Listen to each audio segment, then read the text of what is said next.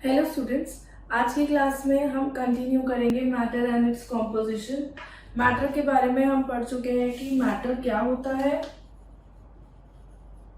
कि मैटर हमारे पास होता क्या है, स्टेट्स ऑफ मैटर कौन कौन से होते हैं और properties of these states of matter हम पढ़ चुके हैं। This is what we have done till now. We have studied what is matter. हमने पढ़ लिया है states of matter कौन कौन सी होती है, हमने पढ़ लिया properties of those states of matter. In this class today we are going to study the interconversion of states of matter. हम इन स्टेट्स ऑफ मैटर के इंटरकन्वर्जन के बारे में आज की क्लास में पढ़ने वाले हैं। तो interconversion of states of matter का मतलब है आपके पास वन स्टेट से अनदर स्टेट में आपको यदि अगर चेंज करना है तो आप क्या प्रोसीजर्स अप्लाई करेंगे, what will you be doing, और आपको क्या क्या चीजें देखनी चाहिए।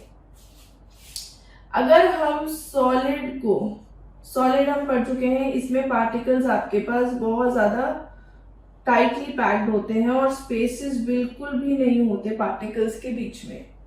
तो अगर हम इस सॉलिड को लिक्विड में कन्वर्ट करना चाहते हैं तो लिक्विड में कन्वर्ट करने के लिए हमको क्या करना है, इन पार्टिकल्स के बीच में थोड़ा सा स्पेस क्रिएट कर देना है, इनकी टाइट पैकिंग को थोड़ा सा लूज बना देना है।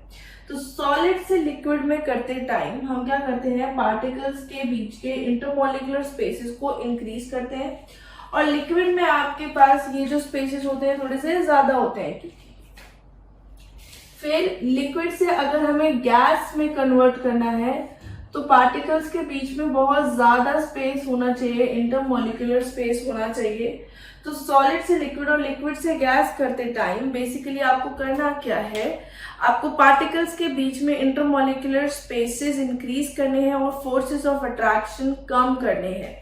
तो फोर्सेस ऑफ अट्रैक्शन यहाँ पे आपके पास डिक्रीजिंग ऑर्डर में है और स्पेसेस इंक्रीजिंग ऑर्डर में है। So what you need to do, आपको इनके बीच में स्पेस क्रिएट करने के लिए इनको मोशन प्रोवाइड करना पड़ेगा, इनको इस तरीके की एनर्जी प्रोवाइड करनी पड़ेगी कि ये पार्टिकल्स ऑसिलेट करना स्टार्ट कर दें, and that type of energy is your kinetic energy. तो अगर हम काइनेटिक एनर्जी के सेंस में बात करें तो जो सॉलिड्स होते हैं उसमें काइनेटिक एनर्जी आपके पास बहुत ही कम होती है, ना के बराबर। लिक्विड्स में थोड़ी उससे ज्यादा होगी और गैसेस में बहुत ज्यादा होगी, क्योंकि काइनेटिक एनर्जी जो होती है वो हम देख चुके हैं, पढ़ चुके हैं कि it is directly proportional to temperature. तो काइनेटिक एनर्जी आपके पास टेम्परेचर के प्रोपोर्शनल रहती है। गैसेस आपके पास ज्यादा टेम्परेचर पे प्रेजेंट होते हैं compare to solids and liquids. तो kinetic energy is directly proportional to temperature.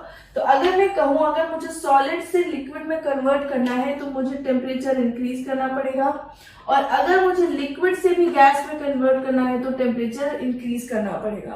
Because जब हम टेम्परेचर इंक्रीज कर रहे हैं तो हम काइनेटिक एनर्जी इंक्रीज कर रहे हैं, जिसकी वजह से क्या होगा कि जो पार्टिकल्स हैं वो ऑसिलेट करना स्टार्ट कर देंगे, and if they will start oscillating तो आपस में उनके बीच में स्पेसेस क्रिएट होने लग जाएंगे, वो वाइब्रेट करेंगे। तो पार्टिकल्स जब वाइब्रेट कर रहे हैं तो उनके बीच में स्पेसेस क्रिएट हो रहे हैं और इंटरमॉलिक्यूलर फोर्स ऑफ अट्रैक्शन उनके बीच में कम हो रही है। तो जब हम सॉलिड से लिक्विड या लिक्विड से गैस में जाते हैं, what you need to do is कि आपको काइनेटिक एनर्जी बढ़ानी है, और उसके लिए हमें फाइनली क्या बढ़ाना पड़ेगा, टेम्परेचर। ठीक है, अब इन प्रोसीजर्स को हम बोलते क्या हैं, जब आप कन्वर्ट करते हैं सॉलिड से लिक्विड में, when you convert a substance from solid state to liquid state, this process is called fusion, या फिर इसे कह देते हैं हम मेल्टिंग। ठीक है, अगर आप लिक्विड से गैस में कन्वर्ट करते हैं तो इसे कहते हैं हम vaporisation. So this is called vaporisation. जब आप सॉलिड से लिक्विड में कन्वर्ट करते हैं that is called fusion and melting. जब आप लिक्विड से गैस में कन्वर्ट कर रहे हैं उसे कहते हैं हम वेपराइजेशन। जब आप गैस से लिक्विड में आ रहे हैं यानी कि जब आप वापस गैस से लिक्विड में आ रहे हैं this will be called as condensation. और जब आप लिक्विड से सॉलिड में आ रहे हैं दिस इज कॉल्ड फ्रीजिंग या सॉलिडिफिकेशन यू में से। तो यहाँ पे लिक्विड से सॉलिड में आते टाइम आपके पास कहलाती है फ्रीजिंग। अच्छा, सिर्फ यही प्रोसीजर्स नहीं होते हमारे पास जो एग्जिस्ट करते हैं, आपके पास some substances can also convert from solid to directly gaseous state, यानी कि सॉलिड से गैसियस स्टेट में डायरेक्टली कन्वर्ट हो सकते हैं। ऐसा नहीं है कि लिक्विड स्टेट में अंडरगो करें। तो लिक्विड स्टेट कुछ सब्सटेंसेस के लिए एग्जिस्ट ही नहीं करता, वो डायरेक्टली सॉलिड से गैसेस में कन्वर्ट करते हैं जब हम टेम्परेचर इंक्रीज करते हैं। Now this procedure it is called sublimation. Either way it is called sublimation, बस आप गैस से सॉलिड में जाएगा तो you can also call this as deposition. Otherwise solid से गैस में जा रहा है या गैस से सॉलिड में आ रहा है, you can simply name the procedure as sublimation. तो जैसे सॉलिड से गैसेस में आ जाए। अच्छा, ऐसे कौन से सब्सटेंसेस हैं जो कि आपके पास सब्लिमेशन दिखाएंगे? Examples of particles undergoing sublimation are your solid ice. Solid ice होता है आपके पास CO2। कार्बन डाइऑक्साइड आपके पास आइदर गैसियस स्टेट में रहेगी या फिर वो सॉलिडिफाई होकर के सॉलिड स्टेट में रहेगी, और सॉलिड स्टेट में वो रहती है तो उसको हम सॉलिड आइस बोलते हैं। तो इसका टेम्परेचर बहुत ज्यादा कम होता है, इसमें कूलिंग प्रॉपर्टीज होते हैं, that is why it is called solid ice. ठीक है, सॉलिड आइस। उसके बाद में आपके पास है camphor.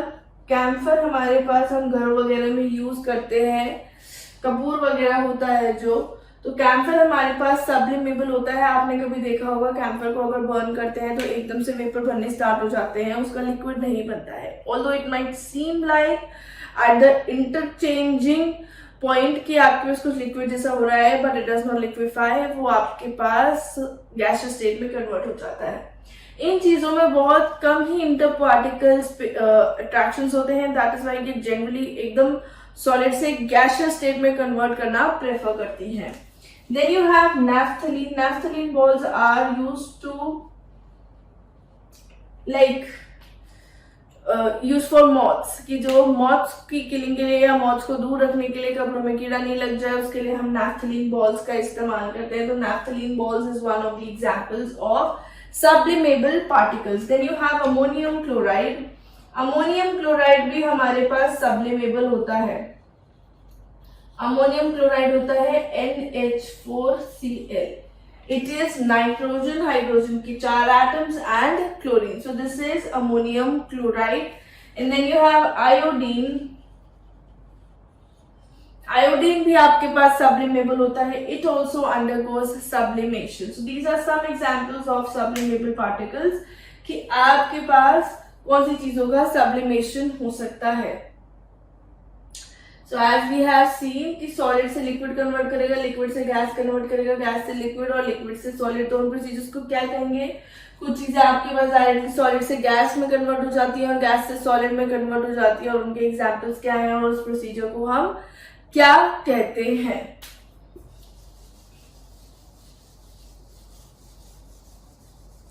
So this was interconversion of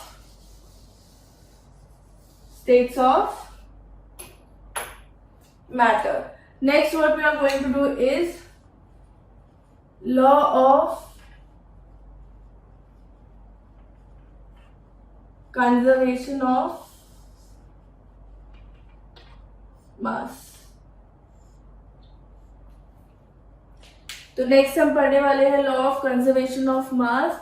law of conservation of मास हमारे पास क्या कहता है? मास can neither be created nor destroyed. मतलब मास आप कभी भी क्रिएट नहीं कर सकते और उसको कभी डिस्ट्रॉय नहीं कर सकते हैं। मास can neither be created and not be destroyed, that is the law of conservation of मास। इसके अकॉर्डिंग अगर आपने स्टार्टिंग में कोई 10 ग्राम चीज ली है और आप उसको कन्वर्ट कर रहे हैं, पूरा उसका केमिकल रिएक्शन कर रहे हैं, फिजिकल रिएक्शन कर रहे हैं, whether it is undergoing chemical change or it is undergoing physical change, जब वो पूरी चीज चेंज हो जाएगी तो चेंज वाली चीज का भी आपके पास मास कंटेंट 10 ग्राम्स होना चाहिए, क्योंकि मास हवा में उड़ नहीं जाता, गायब नहीं हो जाता। जादू मैजिक इज जस्ट, ये सिर्फ हाथ की सफाई होता है। Otherwise mass can neither be created nor be destroyed, it is just an illusion of your eyes only. तो इसका मतलब है कि हम इसको यूज करेंगे कैसे, अगर आपके पास कोई केमिकल रिएक्शन हो रही है या फिर कोई फिजिकल चेंज हो रहा है, तो उसमें हमें क्या देखना है कि जितना भी आप स्टार्टिंग की चीज लेकर के चल रहे हैं, which is known as reactant, तो जो भी आप रिएक्टेंट लेकर के चल रहे हैं, जिसके अंदर का चेंज आप ऑब्जर्व कर रहे हैं, उसका मास फाइनल प्रोडक्ट के मास के इक्वल होना चाहिए, क्योंकि जितना हम रिएक्ट करवा रहे हैं उतना ही आपके पास प्रोडक्ट बनेगा। उससे ज्यादा प्रोडक्ट नहीं बन सकता भाई, जब हमने चीज दी ही नहीं है। उससे कम प्रोडक्ट नहीं दे सकता, क्योंकि हवा में गायब नहीं हो जाएगा। ऑल्दो समटाइम्स इट हैपेंस कि हम जैसे कभी रिएक्शन कर रहे होते हैं और लैब वगैरह में, तो हमारा जो प्रोडक्ट है उसका यील्ड जो है, यानी कि जो भी आपने रिएक्शन करवाया है उसका जो प्रोडक्ट है उसका मास आपके पास कुछ ऊपर नीचे हो जाता है, यानी कि कभी कभी कम आ जाता है, कभी कभी ज्यादा आ जाता है उस चीज से जितना आप कंपेयर कर रहे हैं। मान लीजिए मेरे कैलकुलेशंस के अकॉर्डिंग मैंने कोई रिएक्शन करवाया है, उसका प्रोडक्ट मेरे पास 9 ग्राम्स आना चाहिए था, बट समटाइम्स इट में हैपन कि वो मेरे पास 8 ग्राम्स आ जाए या 10 ग्राम्स आ जाए। तो इसका मतलब ये नहीं है कि अपने आप उसमें कुछ मास ऐड हो गया है या अपने आप उसमें कुछ कम हो गया है। What happened is कि I had done some mistake in my experiment। जो हमारे ह्यूमन एरर्स होते हैं या लैब में आपके पास टेक्निकल एरर्स होते हैं। टेक्निकल एरर्स जैसे मान लीजिए वेइंग मशीन में कोई एरर है। ह्यूमन एरर जैसे मान लीजिए डालते टाइम मैंने कुछ गिनती में गलती कर दी है, मैंने कुछ ज्यादा मिला लिया, मैंने कुछ कम मिला लिया, वेइंग मेरी गलत है, मेरी वेइंग गलत है, कुछ प्रोडक्ट मैंने गिरा दिया। These are just human errors. तो इनकी वजह से क्या होता है, लैब में हमको चेंज जो दिखाई देता है, समटाइम्स प्रोडक्ट का चेंज ज्यादा होता है, समटाइम्स प्रोडक्ट का चेंज कम होता है, बट एक्चुअली में theoretically it is not possible कि आपके पास mass can either be created और डिस्ट्रॉयड। तो इसलिए मास हम जितना भी रिएक्टेंट का लेकर के चलेंगे उतना ही हमें टोटल प्रोडक्ट का मास मिलना चाहिए। मतलब कि जो आपके पास सम ऑफ मास ऑफ रिएक्टेंट्स है, अगर कंप्लीट रिएक्शन हुआ है, for a complete reaction, so this is, अगर कंप्लीट नहीं हुई है तो ऑब्वियसली आपके पास रिएक्टेंट का कुछ अमाउंट बचेगा। तो फॉर अ कंप्लीट रिएक्शन जितना mass, sum of mass of reactant, जितना आप मास रिएक्टेंट का लेके चल रहे हैं, that should be equal to sum of mass of product. अच्छा, सम ऑफ इसलिए लिखा है मैंने, मान लीजिए हमारे पास एक से ज्यादा रिएक्टेंट है, वैसे तो मास ऑफ रिएक्टेंट आप जितना लेकर के चलेंगे उतना ही हमारे पास होना चाहिए मास ऑफ प्रोडक्ट। पर मान लीजिए मैंने एक से ज्यादा रिएक्टेंट लिया है, suppose if I have taken more than 1 reactant, तो उस केस में मेरे पास सम ऑफ मास ऑफ रिएक्टेंट और सम ऑफ मास ऑफ प्रोडक्ट होगा। ठीक है। अच्छा, ये चीज करने के लिए, किसी भी क्वेश्चन में अप्लाई करने के लिए आपको कुछ एटम्स के मासेस पता होने चाहिए। तो उनके कुछ एटॉमिक मास यूनिट्स में आपको बता देती हूँ। मान लीजिए हम हाइड्रोजन को ले रहे हैं तो उसका मास होगा 1। ठीक है, it could be written as u और it could be written as grams also, दोनों अलग चीजें। एक एटम का मास हाइड्रोजन का होता है 1 यू। अगर मान लीजिए कार्बन है, it should be 12 units. If it is oxygen it is 16 units. If it is calcium it should be 40 units. If it is potassium 39 units. If it is sodium 23 units. ये इनके एक एक atom के मास में आपको लिखवा रही हूँ। You is for unit mass, ये यूनिट है मास की एक एटम की। ग्राम में इसलिए नहीं ले रहे हैं हम क्योंकि ग्राम में ऑब्वियसली एक एटम का मास आपके पास ग्राम्स में नहीं हो सकता। अगर एक एटम हमको ऐसे ही ग्राम में हम कैलकुलेट करते तो बहुत मजे से दिख जाता, which is not possible. So I am just writing for few of the elements जिनके आपको जनरली रिक्वायर्ड हो सकते हैं masses.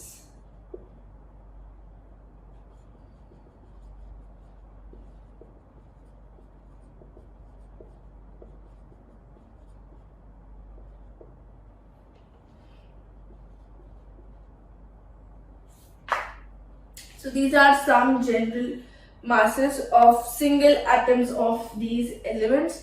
It is hydrogen, carbon, oxygen, sulfur, calcium, potassium, sodium, fluorine, nitrogen, magnesium, aluminium, chlorine and phosphorus. This is chlorine and this is phosphorus. ठीक है. अगर आपको मान लीजिए लिथियम वगैरह का भी लिखना है तो lithium is 7, beryllium is 9 and boron is 11. अगर if you want to write them as well, okay, and argon is also 40 units. Helium is 4 units. ठीक है, तो ये हमारे पास कुछ एलिमेंट्स के मासेस हो गए. अब इनको यूज करते हुए I will be telling you the application of law of conservation of mass.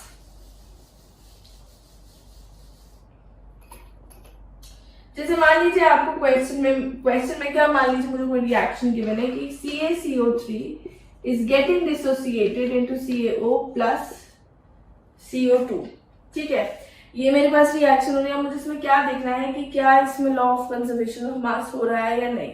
ठीक है, all I need to do is कि मेरे पास mass of the reactant should be equal to mass of the product. अब कैसे निकालते हैं उसको? मास ऑफ रिएक्टेंट क्या होगा मेरे पास? मास ऑफ CaCO3, यही मेरे पास रिएक्टेंट है तो इसी का ही मास होगा. CaCO3 का मास मैं कैसे निकालूंगी? ठीक है, अब मुझे क्वेश्चन ये है कि मास ऑफ CaCO3 मैं कैसे निकालूं. ये जो हमारे पास नीचे लिखा हुआ होता है दैट इज द सबस्क्रिप्ट, और सबस्क्रिप्ट आपको बताता है कितने नंबर ऑफ एटम्स है इस एलिमेंट के. ठीक है, इस एलिमेंट के कितने एटम्स है. This 3 is not telling me the atoms of carbon, it is not telling me the atoms of calcium, it is only telling me the number of atoms of oxygen in this compound. ठीक है, तो इसमें क्या होगा? एक calcium है plus एक carbon का मास है प्लस 3 ऑक्सीजन है तो 3 इंटू ऑक्सीजन का मास. इसमें मेरे पास 3 ऑक्सीजन है तो मैं 3 ऑक्सीजन का मास लूंगी. कैल्शियम का मास मैंने लिखवाया 40 और कार्बन का लिखवाया 12 और ऑक्सीजन का लिखवाया मैंने 16. अगर नहीं लिखवाया है by chance it has slipped my mind, आप ऑक्सीजन का मास लिख लीजिए. It is 16 units. ठीक है, इसका मास आएगा आपके पास टोटल 100 यूनिट्स. कैल्शियम कार्बोनेट के एक मॉलिक्यूल का मास आपके पास 100 यूनिट्स आएगा. उस एक मॉलिक्यूल में आपके पास एक कैल्शियम का एटम है, एक कार्बन का एटम है और 3 ऑक्सीजन के एटम्स है. ठीक है, अब मैं मास ऑफ प्रोडक्ट देखना चाहती हूं. अगर मास ऑफ प्रोडक्ट देखना है मुझे तो वो क्या होगा मेरे पास? कैल्शियम ऑक्साइड का mass of calcium oxide plus mass of CO2. ठीक है, CO2 का मास. कैल्शियम ऑक्साइड का मास मेरे पास क्या होगा? एक कैल्शियम है इसके अंदर और एक ऑक्सीजन है, that means 40 plus 16 plus mass of CO2 में एक कार्बन है मेरे पास और कितने ऑक्सीजन है? 2. This subscript is telling me the number of oxygen atoms in this compound. तो कार्बन का मास हो मेरे पास 12 प्लस 2 इंटू 16 क्योंकि 2 मेरे पास ऑक्सीजन के एटम्स है. Now it becomes 56 plus 44, that is 100 units. तो मैं देख सकती हूँ मास ऑफ कैल्शियम कार्बोनेट क्या कह लीजिए mass of reactant is equal to mass of product है. तो yes, in this reaction, in this particular reaction, law of conservation of mass is conserved. ठीक है, तो it is following law of conservation of mass. इस reaction में इस तरीके से हुआ. मास ऑफ रिएक्टेंट लिया, मास ऑफ प्रोडक्ट लिया. मास ऑफ प्रोडक्ट में दोनों चीजें because this is the sum of the mass of products. ठीक है, अब मान लीजिए मुझे कोई और रिएक्शन दिए, suppose if I am given with Pb NO3 का whole twice gives PbO plus NO2 plus O2. It is given. ठीक है, अब आपसे पूछा है is law of conservation of mass. ठीक है, law of conservation of mass conserved. क्या इस रिएक्शन में law of conservation of mass conserved है या नहीं? ठीक है, if not, if yes then okay, if not then how can it be conserved? अगर कंजर्व नहीं है तो किस प्रकार से आपके पास ये कंजर्व हो सकता है, आपको वो वाले मेथड्स बताने हैं। अब देखिए, इसमें मेरे पास रिएक्शन में अगर मैं इसमें क्या चीज देखनी है मुझे, मेरे पास लेड नाइट्रेट गिवन है, लेड ऑक्साइड गिवन है और NO2 गिवन है और O2 गिवन है, sorry lead oxide, nitrogen dioxide and I have O2। ठीक है, आपको क्या देखना है इस रिएक्शन के अंदर कि आपके पास नंबर ऑफ एटम्स किसी भी एलिमेंट के जो आपके पास LHS में है, इस एरो के इधर वाली side is called LHS and इस एरो के इधर वाली side is called RHS। All you need to see is जितने मेरे पास LHS पे एटम्स है किसी चीज के, उतने ही मेरे पास RHS पे होने चाहिए। If it is not happening, मैं मान लो 2 एटम ले रही हूँ लेड के स्टार्टिंग में और गिवन लास्ट में मुझे एक ही एटम मिल रहा है, तो ऑब्वियसली मास कंजर्व नहीं होगा, क्योंकि 2 एटम लेड के 2 एटम लेड में ही कन्वर्ट होने चाहिए थे। उसमें आपके पास कुछ रीअरेंजमेंट हो जाएगा केमिकल रिएक्शन होते टाइम की, लेड आपके पास नाइट्रेट के साथ ना लग के यहाँ पे ऑक्सीजन के साथ लगा हुआ है। बट अगर मैं 2 एटम से स्टार्ट कर रही हूँ लेड के, तो it should give me 2 atoms of lead in the product. If it is not happening so, मेरे को 3 लेड के एटम्स मिल रहे हैं प्रोडक्ट में, तो obviously the reaction is wrong, क्योंकि मैंने स्टार्ट तो 2 से ही किया था, वो 3 में कन्वर्ट नहीं हो सकते। ठीक है, तो अगर हमें इसमें देखना है कि law of conservation of mass is conserved और नॉट, तो आप ऐसे देखिए, यहाँ पे लेड का 1 एटम है, यहाँ पे 1 एटम है, यहाँ ऑक्सीजन मेरे पास 3 एटम है। ठीक है, लेकिन इस प्रकार की मेरे पास 2 यूनिट्स है। NO3 का होल ट्वाइस का मतलब है I have 2 NO3 species, 2 NO3 के मेरे पास स्पीशीज है। एक में मेरे पास 3 ऑक्सीजन है, तो 2 में कितने हुए? 3 into 2 6। So all you need to do, this number will be multiplied by this number to get the number of oxygen. तो ऑक्सीजन मेरे पास यहाँ कितनी हो गई? 6। नाइट्रोजन मेरे पास यहाँ पे कितनी है? 2, क्योंकि NO3 का होल ट्वाइस है, यानी कि 2 NO3 यूनिट्स है। एक NO3 यूनिट में 1 नाइट्रोजन है, तो 2 में कितने होंगे? 2। तो यहाँ पे मेरे पास नाइट्रोजन कितने हो गए? 2। ठीक है, यहाँ पे ऑक्सीजन मेरे पास कितने? 1 2 3 4 5। यहाँ पे मेरे पास 5 ऑक्सीजन हो रहे हैं, यहाँ पे 6 ऑक्सीजन है, तो ऑब्वियसली इसमें conservation of law of mass, conservation of mass follow नहीं होगा। नाइट्रोजन यहाँ 2 है, यहाँ 1 है, तो नहीं हो रहा है। In this reaction it is not followed. अब इसको फॉलो करने के लिए आप क्या करवाएंगे? Need to balance the reaction to conserve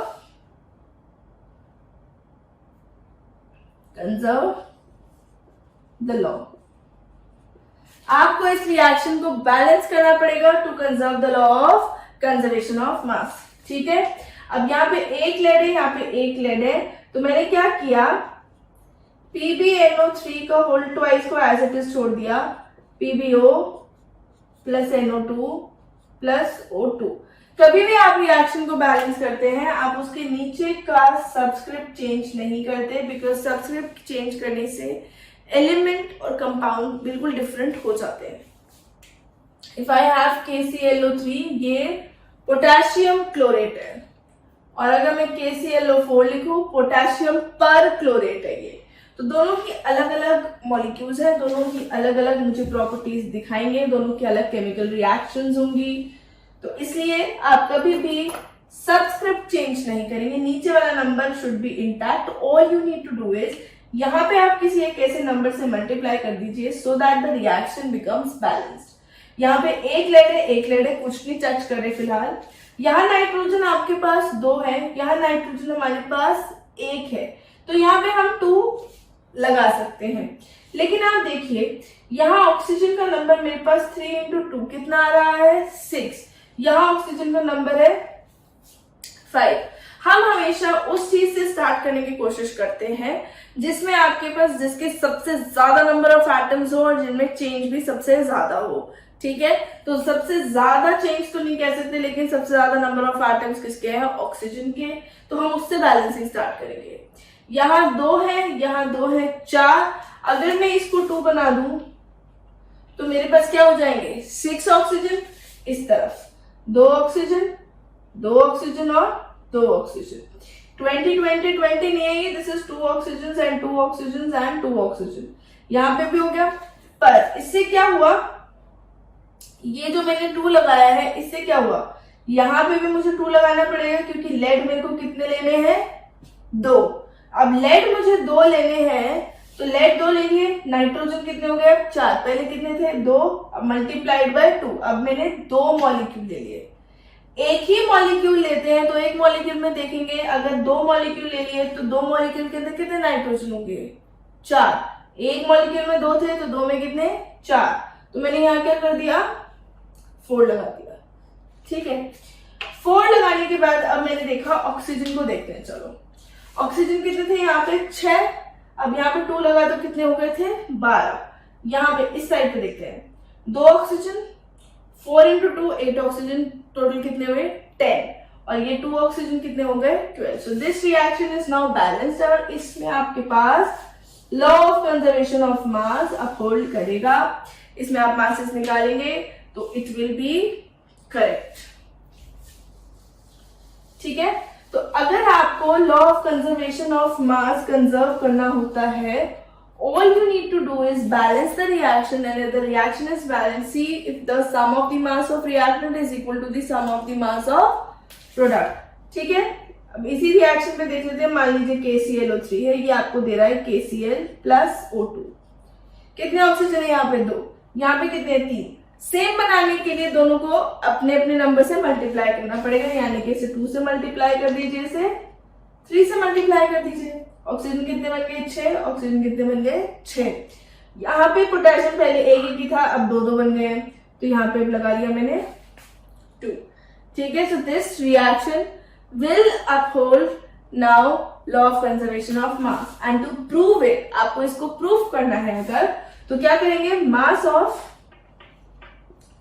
KClO3 should be equal to mass of KCl plus mass of O2 in this reaction। इसमें मैंने कितने KClO3 लिए हैं 2, तो 2 इंटू KClO3 का मास। ठीक है, या हम इस रिएक्शन को, अगर आपको कंफ्यूजन हो रहा हो तो हम इस तरीके से अप्रोच कर सकते हैं, mass of reactant should be equal to mass of product। ठीक है, रिएक्टेंट में मेरे पास क्या है, I have KClO3, और KClO3 का मास का ट्वाइस, क्योंकि मैंने कितने मॉलिक्यूल्स ले रखे हैं KClO3 के, 2 मॉलिक्यूल्स ले रखे हैं, तो 2 इंटू मास ऑफ KClO3, ठीक है, will be equal to 2 into mass of KCl plus 2 into mass of O2, and this is not 2, this is 3 into। ठीक, तो 2 into, यानी कि K का मास कितना होता है 39 plus 35.5 plus it is 3 into 16, that is 48 into। ठीक है, that should be equal to 2 into 39 plus 35.5 plus 3 into, एक ऑक्सीजन का मास होता है 16, तो 2 है हमारे पास बिकॉज इट इज O2, तो this will be equal to 32, यानी कि टोटल आप करेंगे 6 इंटू दिस दैट फलाना ढिमकाना। देख लीजिए 6 एटम में एक एटम का मास 16 होता है, लेकिन आप 6 इंटू 16 कर सकते हैं, या फिर आई विल 3 इंटू 32। ठीक है, आप देखेंगे तो दोनों का mass will come out to be equal only. इसके करीब 245 करीब आएगा, यहाँ पे भी 245 करीब आएगा। सो this is how you can do the questions of law of conservation of mass. So this is law of conservation of mass which is given in your books कि आपको law of conservation of mass prove करना है, कैसे करते हैं, कैसे नहीं करना है। If you are facing any problem आप मुझसे पूछ सकते हैं, ठीक है। Apart from that I would like to tell you a little something about the difference between the vapor phase and the gas phase। कि हम ऐसे कहते हैं पानी का वेपर बन रहा है और ऑक्सीजन गैस है, जबकि दोनों ही लिक्विड स्टेट से कन्वर्ट करे हुए वाले फॉर्म होते हैं। तो वेपर और गैस में क्या डिफरेंस होता है, this is just something additional I am telling you. Vapour हमारे पास उस चीज का बनता है जो चीज आपके पास रूम टेम्परेचर यानी कि 25 डिग्री सेल्सियस, जैसे वाटर का बॉइलिंग पॉइंट होता है आपके पास 100 डिग्री सेल्सियस, तो रूम टेम्परेचर यानी कि 25 डिग्री सेल्सियस पे वो रहेगा लिक्विड, क्योंकि उसका मेल्टिंग पॉइंट होता है 0 डिग्री सेल्सियस। तो 0 से 100 के बीच वाले पॉइंट्स पे it will remain as liquid state. तो पानी आपके पास 0 से 100 डिग्री सेल्सियस के बीच वाले टेम्परेचर पे लिक्विड स्टेट में रहता है।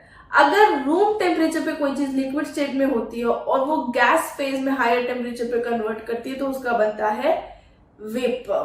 और अगर ओरिजिनली कोई चीज आपके पास गैसियस फॉर्म में होती है 25 degree Celsius, then that thing will exist in gaseous state. So you can write this as कि things which exist in liquid forms at room temperature or in solid forms you may also write, which are not in gaseous form at room temperature, and when they convert into gaseous phase they are known as vapors।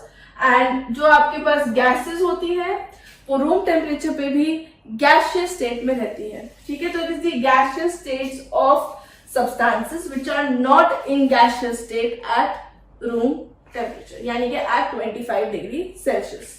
पता होगा आपको, थोड़ा बहुत नहीं पता है तो I would like to tell you कि केल्विन में टेम्परेचर होता है 273 प्लस डिग्री सेल्सियस में जितना आपके पास टेम्परेचर होगा। Degree Fahrenheit is your 9/5 into degree Celsius में करेंगे plus 32। So this is how you can convert from degree Celsius to degree Kelvin. Boiling point of water यानी कि वो पॉइंट जब वाटर आपके पास वेपर फेज में कन्वर्ट कर जाता है, that is your 100 degree Celsius. Freezing point of water यानी या फिर मेल्टिंग पॉइंट कह सकते हैं आपके पास, यानी कि सॉलिड से लिक्विड और लिक्विड से सॉलिड आता time, that is 0 degree Celsius. 100 degree Celsius पे वाटर का स्टेट दोनों होता है, एग्जिस्ट, can exist, या water exists in both liquid and gaseous state। 100 degree Celsius पे पानी दोनों में रहता है जब वहां पे आपके पास कन्वर्जन हो रखा होता है, यानी कि लिक्विड से गैस में, गैस से लिक्विड में। लेकिन 100 डिग्री सेल्सियस पे दोनों चीजें रहती है। सेम 0 डिग्री सेल्सियस पे water exist in both liquid and solid state. तो 0 डिग्री सेल्सियस पे आपके पास वाटर दोनों स्टेट्स में रहता है, liquid and solid state. So here we are completing our today's session. आप प्लीज खूब क्वेश्चंस ट्राई करिए and specially focus on the questions regarding law of conservation of mass. If you are having any problem you can ask me.